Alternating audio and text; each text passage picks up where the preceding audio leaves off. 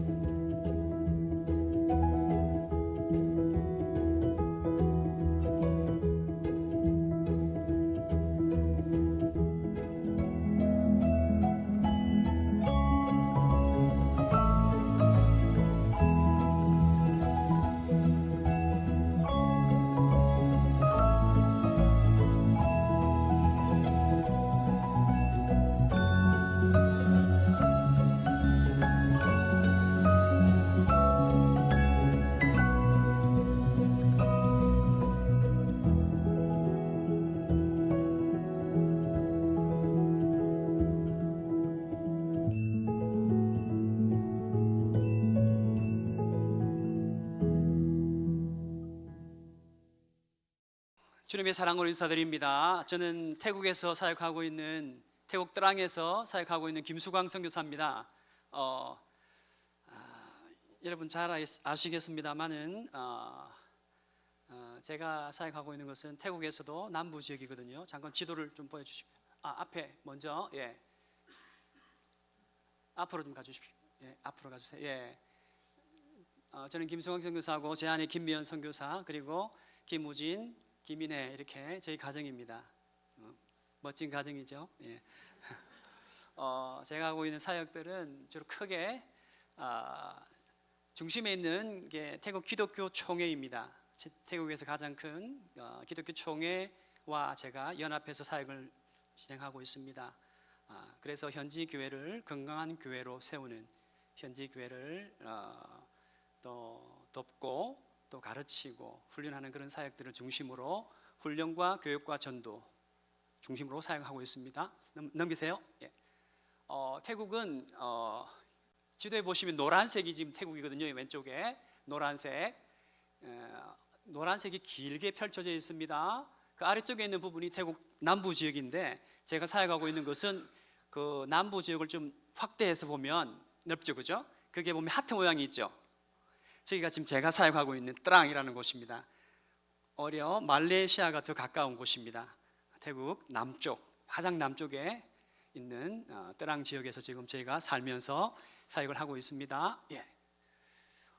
사역의 내용은 이제 현지 교회, 특히 주일학교가 없는 그런 교회들이 많기 때문에 교사들을 훈련하는 그런 교사 세미나를 해마다 개최해서 교사를 훈련하는 사역을 하고 있고요. 넘기세요.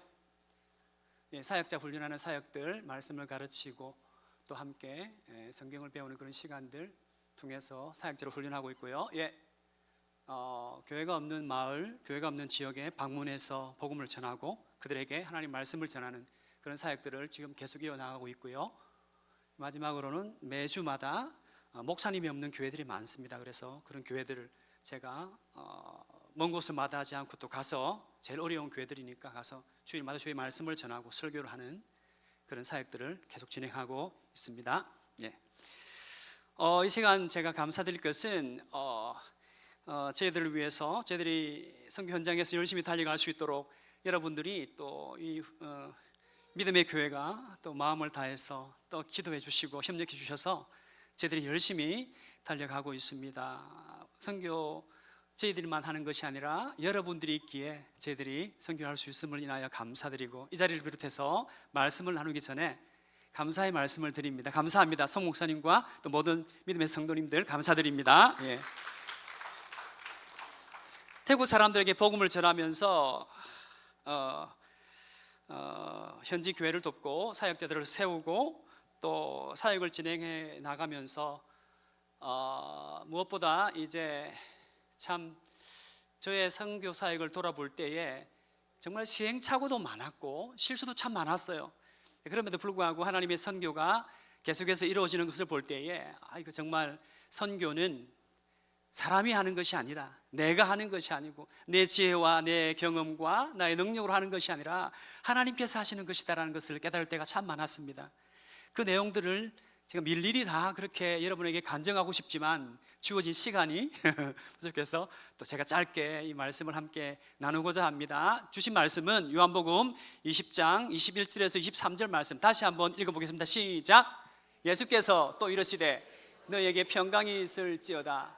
아버지께서 나를 보내신 것 같이 나도 너희를 보내노라. 이 말씀을 하시고 그들을 향하사 숨을 내쉬며 이르시되 성령을 받으라. 너희가 누구의 죄든지 사하면 사해질 것이요 누구의 죄든지 그대로 두면 그대로 있으리라 하시니라.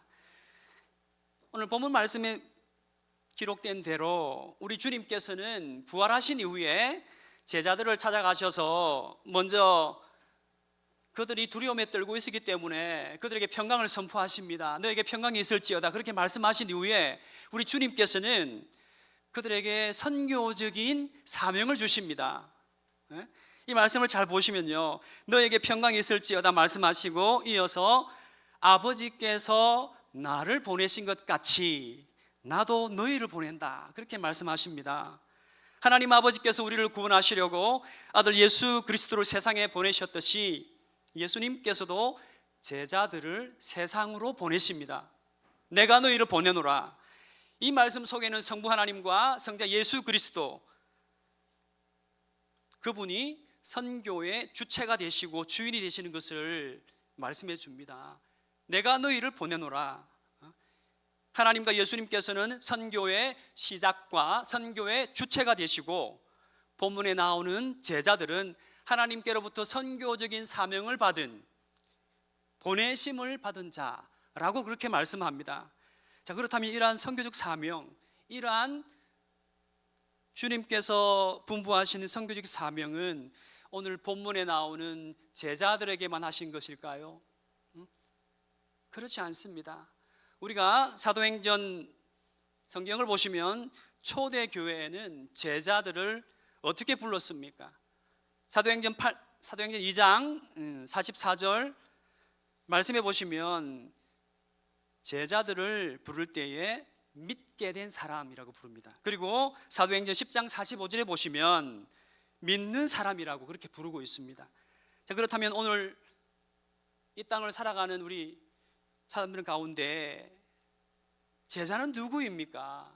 주님을 구주로 고백하고 입으로 고백하고 마음으로 영접한 모든 성도들이 예수님의 제자입니다. 그러므로 주님께서 분부하신 이 선교적 사명은 주님의 제자된 우리 각자에게 주신 사명이며 주님께서 바로 나와 여러분에게 주신 사명인 것입니다. 아멘.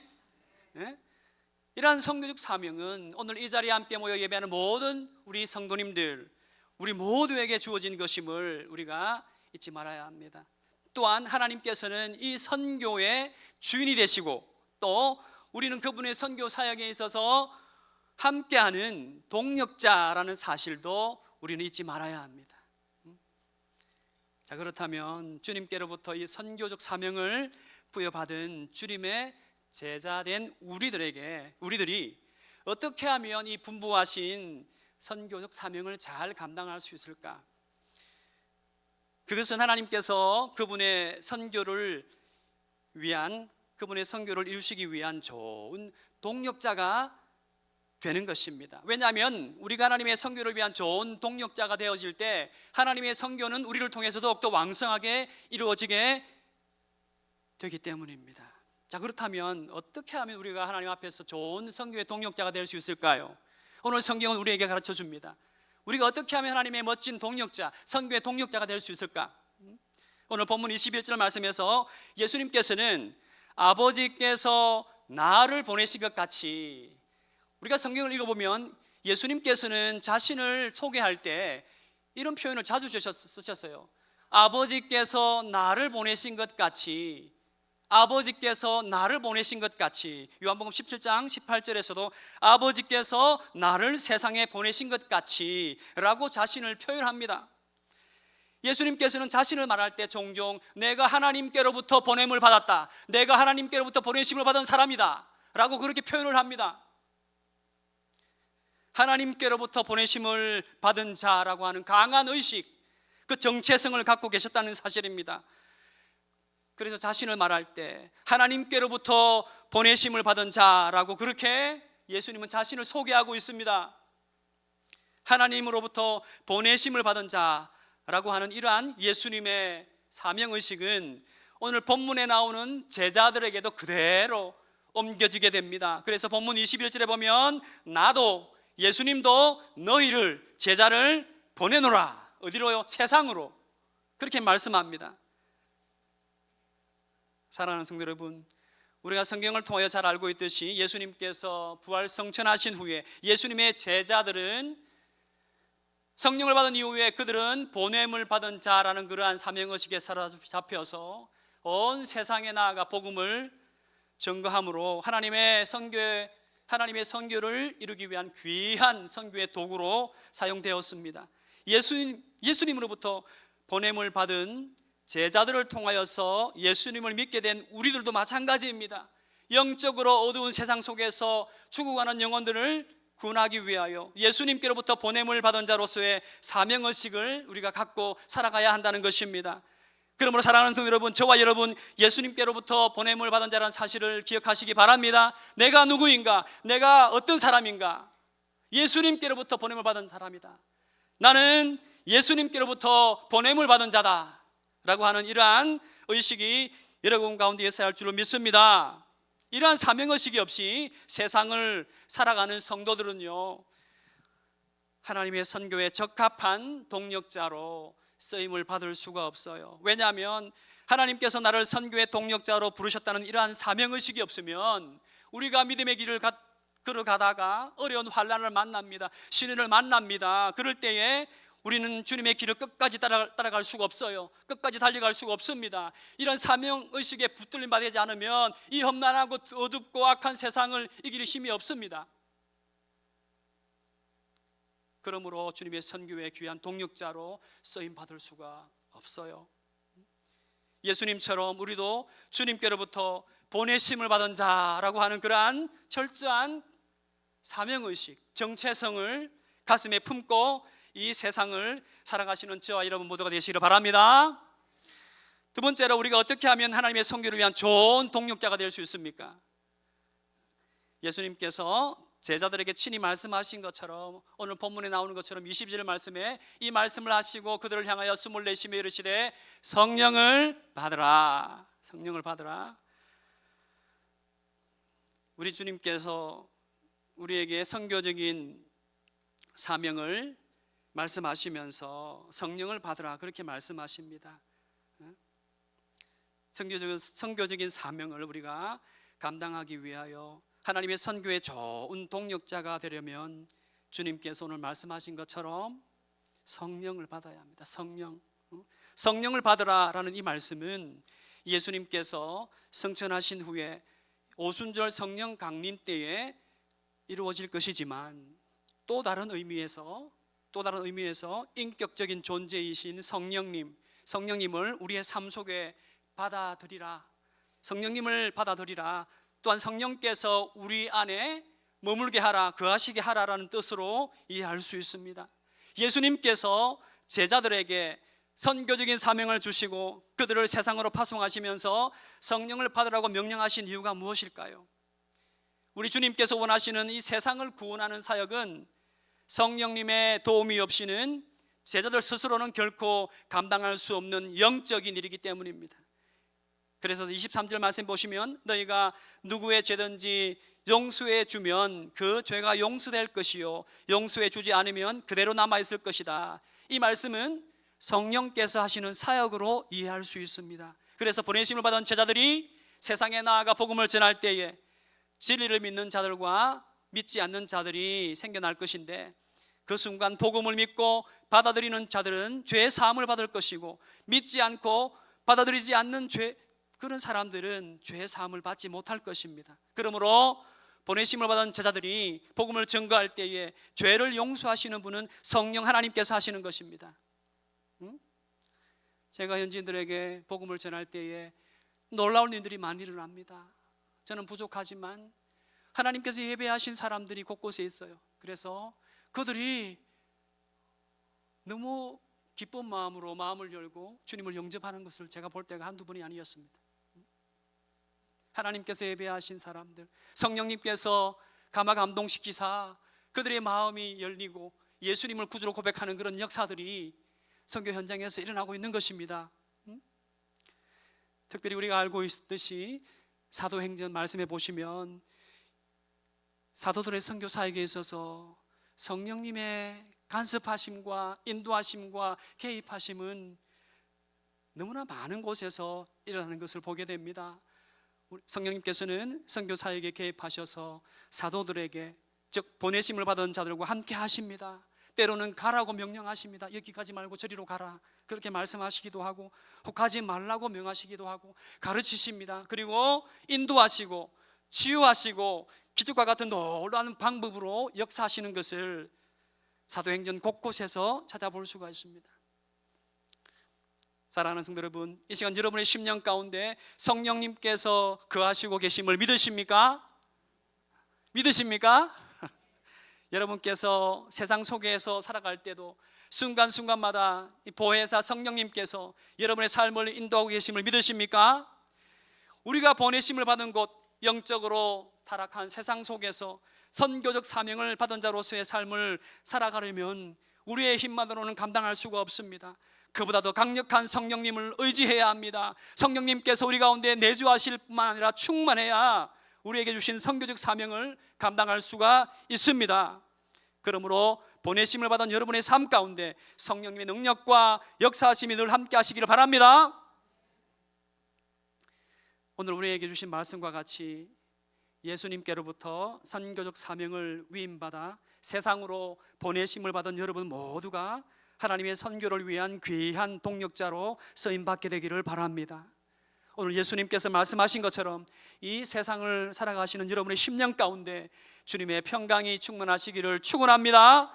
여러분이 세상 속에 살아갈 때에 내가 주님께로부터 보냄을 받은 사람이다, 보내심을 받은 자다라고 하는 그러한 정체성과 사명감을 다시 한번 회복하시기를 바랍니다. 그리고 여러분의 삶의 순간순간마다 성령님을 의지하며 성령과 친밀하며 성령님의 능력의 공급을 받을 수 있도록 성령님과의 관계를 다시 한번 회복할 수 있기를 바랍니다. 그래서 하나님의 선교를 위하여 귀하게 쓰임받는 저와 여러분 모두가 되시기를 바랍니다. 마지막으로 제가 태국 한 소수부족을 향한 하나님의 선교, 소수부족을 향한 하나님의 선교가 어떻게 이루어졌는가, 우리 선교하시는 하나님에 대해서 말씀을 나누면서 소개하면서 한 종족이 어떻게 주님께 돌아오게 되었는가를 소개하면서 말씀을 마칠까 합니다. 파포는 계속해 주세요. 태국에 복음이 들어온 것은 1828년 영국 런던 선교회에 소속한 톰린 선교사님과 구출라프 선교사님에 의해서 태국 땅에 처음으로 복음이 들어왔습니다. 1828년, 지금으로부터 몇 년 전이죠? 198년 전입니다. 태국의 기독교 역사는 한국보다 더 오래됐습니다. 태국 기독교 선교 역사는 한국보다 더 오랜 역사를 갖고 있습니다. 하나님의 복음이 태국 땅에 이르기까지 얼마나 오랜 시간이 걸렸습니까? 198년. 198년이라는 참 긴 시간이 걸렸습니다. 198년간 영적 어둠에 묻혀있던 태국 땅에 복음의 빛이 비치게 된 것입니다. 그런데요, 제가 사역하고 있는 태국 남부 지역에는 그보다도 훨씬 더 오랜 기간 복음의 빛을 보지 못한 채 영적인 어둠에 묻혀 살던 소수 부족이 있었습니다. 그들에게 복음의 빛이 비춰진 것은 2004년입니다. 2004년 태국은 여러 종족이 모여 살고 있습니다. 태국의 주종족은 타이족이죠. 타이족을 비롯해서 여러 소수부족들이 많이 사는데 대부분의 소수부족들은 다 북쪽 지역에, 산간 지역에 모여 삽니다. 그런데 태국 남부 지역에도 소수 부족이 있습니다. 태국 사람들은 그들을 차오레라고 부르는데 한국말로 말하자면 바다 집시족들입니다. 그들의 종족의 이름은 울락라오이족입니다. 울락라오이. 남부 지역에 사는 이 차오레는 전체를 통틀어도 한 10,000명 정도밖에 되지 않습니다. 태국 남부 지역에 인도양 그 해안을 삶의 무대로 삼고 조상적부터 바다를 떠돌다 근처에 먹거리를 찾아서 정착해서 살면 그들의 삶의 터전이 되고 그런 삶을 살았던 바다 집시족들입니다. 그들은 귀신을 믿고 특별히 우상을 섬기죠. 자연신을 믿고 조상신을 잘 섬기던 사람들이었습니다. 조상신, 귀신, 자연신, 조상신. 그런데 그들에게 놀라운 일이 일어났습니다. 2004년 12월 26일 인도양을 끼고 있는 인도네시아 아체 지역에서 강력한 쓰나미가 발생했죠. 강력한 쓰나미가 발생했습니다. 지진의 강도는 앞에 한 장 더 앞으로 올려주세요. 쓰나미, 이 유엔에 보고된 자료입니다. 쓰나미, 그 당시 지진의 강도, 여러분 잘 아시죠? 쓰나미, 바다 밑 깊은 곳에서 지진이 일어나는 거죠. 지진이 일어나서 이렇게 해일로 넘어오는. 그 당시 지진의 강도는 무려 9점대 지진입니다. 9.0, 9.3에 이르는 엄청나게 강한 쓰나미가 발생하여서 태국 남부 바다 집시족이 사는 이 란따섬 쌍까오 마을에까지 이 쓰나미가 밀려온 것입니다. 그 쓰나미로 인해서 희생된 사람들이 전 세계 23만 명이었습니다. 그 당시 23만 명. 당시 태국에서 희생된 사람들, 그들은 전 세계 한 39개국에서 이제 쉬러 왔던 그런 사람들, 관광객들이죠. 주로 신혼 부부들도 많았고, 한 39개국에서 온 사람들 대략 한 9천여 명이 태국 남부 지역에서만 희생이 되었습니다. 바다 집시족들은 그 당시 끄라비에 있는 란따섬에 살고 있었습니다. 2004년 12월 쓰나미가 발생하자 엄청난 피해가 일어났고, 그리고 전 세계가 이 쓰나미 복구 사역을 지원하기 위해서 많은 구호단체들이, 전 세계 NGO가 거의 다 들어올 정도로 엄청난 많은 세계 NGO 단체와 태국 내 구호단체와 전 세계 기독교 단체와 한국교회, 태국교회 구호단체들이 구호 활동을 위해서 이 쓰나미 피해 지역을 위해 들어오게 되었습니다. 쓰나미 복구 지원 사역을 하였습니다. 태국 남부 란따섬에 사는 바다 집시족들도 쓰나미로 인해서 많은 피해를 입었고, 그들이 사는 란따섬에 많은 복구 지원팀들이 함께 들어오게 되었습니다. 그 순간에 그들의 란따섬을 끼고 살던 그들의 공동체가 처음 외부로 드러나게 되었습니다. 그 지역에 집시족이 살고 있구나. 그리고 다양한 문화와 기독교 복음이 함께 들어오는 길이 열리게 되었던 것입니다. 복구 지원 단체들은 아무런 조건 없이 무너져 버린 집을 지어 주었고, 식량과 물, 담요, 생필품을 나눠 주었습니다. 게다가 태국 현지 교회뿐만 아니라 기독교 구호단체에서는 생필품과 함께 성경 말씀, 하나님의 말씀, 성경을 전해 주었습니다. 이러한 조건 없는 사랑과 섬김에 감동을 받은 란따섬의 바다 집시족들은 쓰나미를 통하여서 2004년에 처음으로 복음을 듣게 되었습니다. 한번 보시죠. 그 뒤에 쓰나미 피해가 상당했죠. 거의 그런 상황이. 쓰나미를 통해서 란따섬에 사는 바다 집시족들은 최초로 복음을 듣게 되었고, 많은 집시족들이 복음을 들었을 뿐만 아니라 120여 명이 동시에 120여 명이 한꺼번에 마음의 문을 열고 예수 그리스도를 주님으로 영접하는 놀라운 그런 회심의 역사가, 선교의 역사가 일어나게 된 것입니다. 그 후에 란따섬 이 쌍까오 마을에는 쌍까오 교회가 세워졌고 또 집시속 성도들은 그 교회를 중심으로 해서 그때부터 지금까지 믿음을 지키며 신앙을 이어오고 있습니다. 제가 넘겨주세요. 제가 그 지역에 매달 한번 또 배를 타고 들어가거든요. 가서 방문해서 말씀을 전가하고 사역을 하고 있습니다. 사랑하는 성도 여러분, 하나님의 선교는 이처럼 우리가 상상할 수 없는 방법과 인도하심으로 지금도 세계 곳곳에서 이루어지고 있습니다. 그러므로 하나님은 지금 이 순간에도 잃어버린 영혼과 열방을 향하여 선교하시는 하나님이신 줄 믿습니다. 지금도 쉬지 않고 선교하시는 하나님을 기억하시면서 하나님의 선교에 좋은 동력자로서 살아가시는 저와 여러분 모두가 되시기를 주님의 이름으로 축원드립니다. 기도하시겠습니다.